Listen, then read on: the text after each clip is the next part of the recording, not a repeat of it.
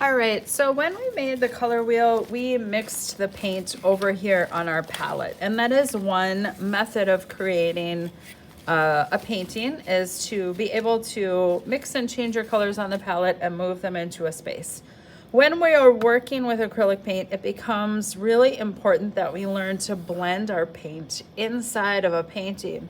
So if you think back to watercolor, how we would put like a chunk of paint in a spot and then go back with a clean dry paintbrush and move the paint, it's sort of that skill, but it's a little different.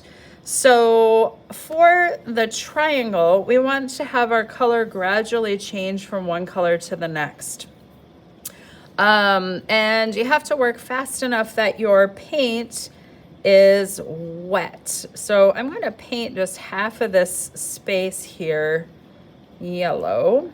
Remembering that yellow is my least powerful color, I am going to really put quite a bit of color here. So I want that top section to be yellow, and then I want it to gradually shift to yellow, orange, orange, and red, orange. So I'm gonna come back here, I'm gonna grab my red and paint a little bit of red up. And now I'm gonna just switch.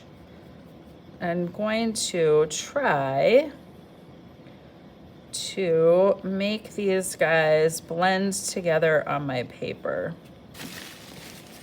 Like I said, yellow is not a particularly powerful color, so this is a tricky one when we go to blend. So you saw I cleaned my paintbrush out.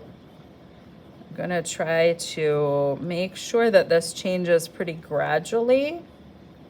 So you can see I'm kind of mixing my paint together on my paper, just having to get a little bit more yellow just to make something that's a little bit more orange. And then red, orange. I gotta clean my paintbrush out again and shift some of this red up. You can see you're gonna work back and forth to work to blend your paint. When one color seems like it's taking over too much of another color, you can clean and dry your paintbrush off.